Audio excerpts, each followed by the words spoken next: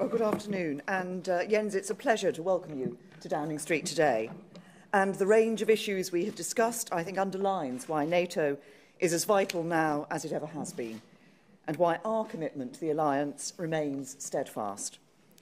Not only do we exceed the NATO target of spending 2% of GDP on defence, but as we meet today, thousands of our armed forces personnel are standing shoulder to shoulder with NATO allies around the world. They serve alongside our allies in Poland and Estonia to deter Russian aggression as part of NATO's enhanced forward presence. They are training and mentoring our Iraqi and Afghan partners to help them build a brighter and more prosperous future. The Royal Navy has led half of NATO's standing maritime forces for the past year and has declared our nuclear deterrent capability to the defence of the alliance since 1962. And Royal Air Force Typhoon jets stationed in Romania are patrolling the skies over the Black Sea as part of NATO's Southern Air Policing mission. I'm proud that whenever the call comes from NATO, the UK is one of the first to respond. But while we step up, we cannot allow NATO to stand still. So today, the Secretary-General and I welcome the progress made on modernising NATO while recognising that there is more to do. There's been much discussion about the need for allies to take on greater responsibility by increasing their spending on defence, and we welcome the steps that NATO allies have taken since the Wales summit 4 years ago.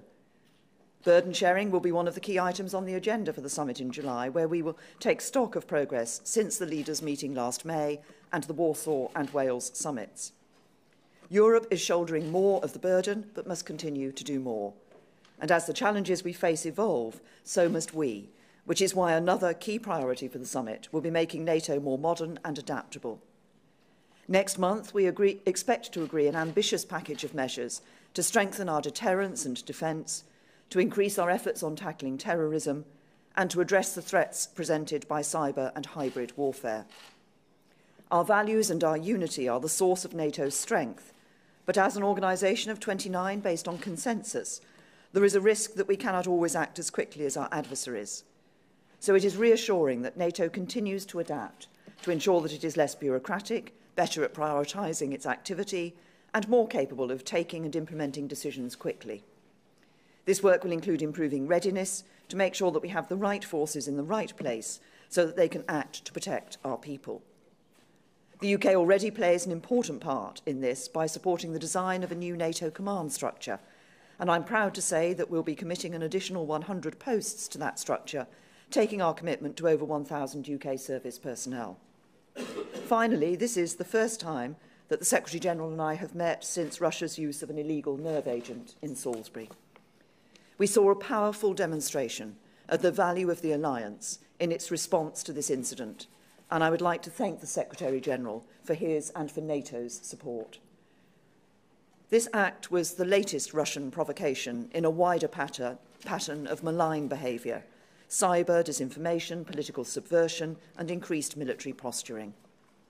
We will continue to be at the forefront of those opposing Russia's malign activity and the abuse of the international rules-based system.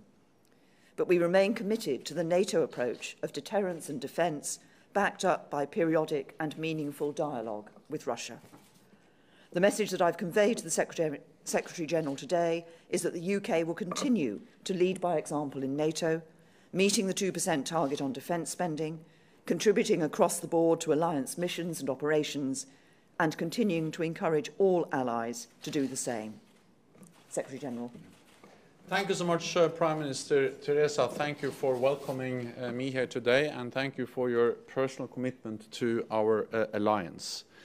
The United Kingdom has long led by example in NATO, and you continue to do so. You lead the NATO battle group in Estonia. Royal Air Force jets patrol the skies of the Black Sea, and your forces are training Afghan troops to fight terrorism. These contributions help keep us all safe. The United Kingdom also leads by example, spending 2% of GDP on defence. I welcome the UK's investments in major new equipment, including the first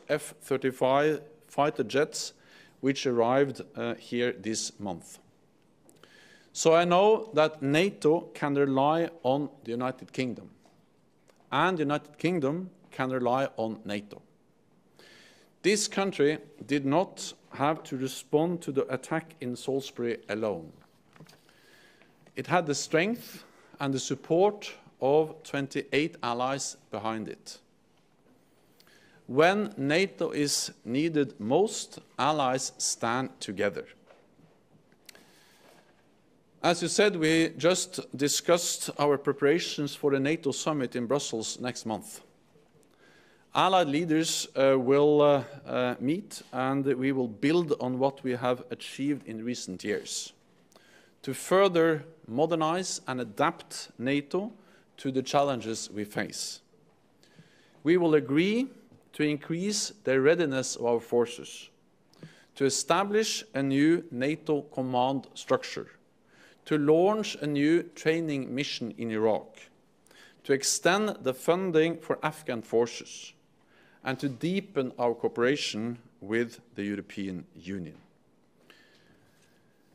We will also agree how we can strengthen our cyber defences, an area where the UK has played a key role for a long time.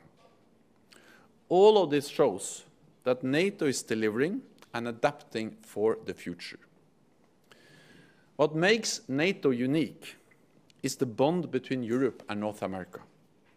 For nearly 70 years, North America and Europe have worked together to preserve peace.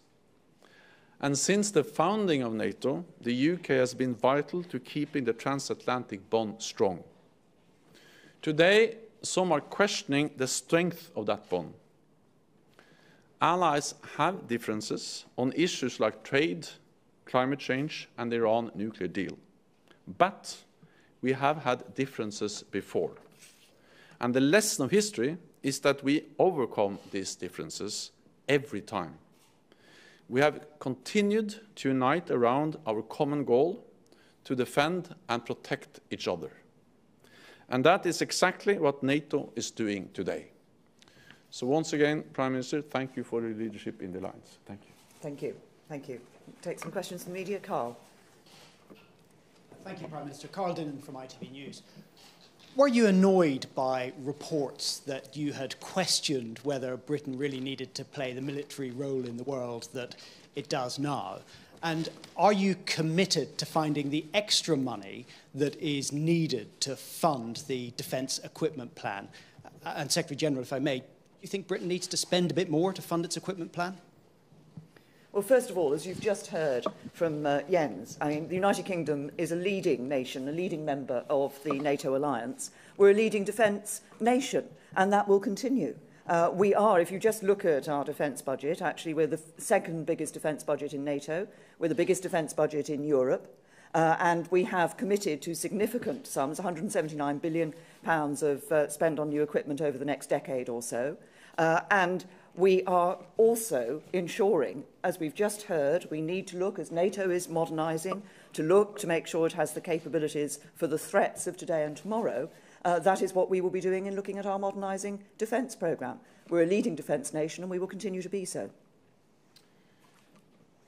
UK has played and is playing a leading role in NATO, providing high-end, first-class capabilities and providing a wide range of different military capabilities, conventional, cyber, nuclear.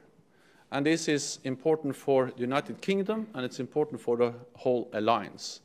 And we appreciate this strong commitment and the leadership of UK in the alliance. Not only by providing capabilities and spending more than 2% of GDP on defense, but also by providing forces, contributions to NATO missions and operations in Afghanistan, in Iraq, but also, for instance, leading one of the battle groups in the eastern part of the alliance. And the Prime Minister reassured me that the UK will continue to deliver. It will continue to deliver high-end capabilities, wide spectrum of capabilities. And this is important because it is important for the whole alliance that the UK continues to play a leading role in the alliance. Would you like to select Well, then it's BBC, Vicky. Vicky Young, BBC News. Secretary General, you talked about the bonds between NATO and North America and overcoming differences. But how confident are you that you can continue to do so? Because many people would look and say that those differences are far greater than they've ever been before. And Prime Minister, the government has made clear that Heathrow expansion will play a crucial role in securing what you call global Britain. Shouldn't your Foreign Secretary be there on Monday in the Commons to vote for it? So I'm confident that we will be able to overcome the differences we see for several reasons. First, we have done it before. We have had serious differences before, dating back to the Suez crisis in the 50s, or when France withdrew from the command structure in the 60s and NATO had to move its headquarters from Paris to Brussels, or during the Iraq war. So it's nothing new that there are differences between NATO allies. But what we have seen again and again is that we have been able to overcome those differences and continue to stay united and be united around our core task to protect and defend each other. Second, that's exactly what NATO is doing now. Yes, there are disagreements and differences on trade, environment, and other issues. But despite those differences, we have been able to strengthen the transatlantic bond on defense and security. We see that the US, after reducing their military presence in Europe after the end of the Cold War, now the United States and Canada are coming back with more troops, more equipment, more exercises. And during the time that President Trump has been in office, the US funding for US presence in Europe has increased by 40%. And the US is leading one of the battle groups in the Baltic region in Poland. So the fact is that we see that North America are coming back to Europe. At the same time, we see that European allies are stepping up. All allies have started to invest more in defense. European allies are contributing more to the fight against terrorism. So the reality is that we are delivering transatlantic unity in the NATO alliance every day, and expect also the summit in July to show transatlantic unity by making important decisions on deterrence, defense, and many other important tasks for NATO. The government is absolutely committed to increasing airport capacity at Heathrow. This is important. It is part of our future as global Britain and the ambitions we have as a trading nation for the future. And the Foreign Secretary early next week will be what I would describe as a living embodiment of global Britain. He will be out there actually showing the UK's continued presence around the world and the work that the UK continues to do around the world with our diplomacy, working on so many of the issues and challenges that we face across the world today. Tom. Thank you, Prime Minister. Tom Newton-Dunn from The Sun. Do you personally still believe Britain should be a Tier 1 military nation, meaning retaining the full spectrum of capabilities? And if so, because the generals appear to be getting rather nervous that you don't, will you commit to that, using precisely that phrase now, Tier 1? And if I may, Secretary General, are you worried that Donald Trump may in some way walk away from NATO next month? And has he given you his personal reassurances yet that he won't? Tom, in answer to your first question, the reports that you have read are not correct. We will continue to be, as we have been discussing today, continue to be, as I said earlier, that leading contributor to the alliance, but also a leading defence nation. We can continue to spend 2% of our GDP on defence, but it's also, as you've heard from the Secretary-General, not just about what countries spend on defence, it's about what we can contribute and how we are contributing across the world today. And you've heard descriptions from both of us as to what the United Kingdom is doing. We will continue to be a leading member of NATO, will continue to be a leading defence nation, and we will continue to contribute in a whole variety of ways across conventional, cyber and nuclear capabilities. I'm absolutely confident that President Trump and the United States is committed to NATO and to the transatlantic bond, because that's not only something the President has stated very clearly. He did so when I met him in Washington last month. He did it in meetings with me, but also publicly. He stated his commitment to NATO, to Article 5. But I believe so also because that's something they do and prove every day through actions in Europe. The US commitment to NATO is not only in words, but also in deeds. Actions speaks louder than words, and we see that the US is now strengthening, increasing their presence in Europe. And I am also confident that we will make decisions, all 29 heads of state and government, when we meet in July in Brussels for the summit. We will make new decisions on how we can further strengthen that transatlantic bond. Increasing the readiness of our forces, stepping up the efforts to fight terrorism, including training mission in Iraq, funding for the Afghan forces, strengthening our cyber defenses, and establishing a new command structure, and many other decisions. And I can not think about any stronger demonstration of transatlantic unity than that we make decisions together and implement them, and that's exactly what we're going to do at the summit. Then there may be so much as a frank and open debate, but that's part of being an alliance of 29 democracies. But as long as we agree, make decisions, and implement, as NATO is doing, then the transatlantic bond is strong, and that's good for Europe and good for North America. Then it's Tor Gjerstad, Dagens Næringsliv.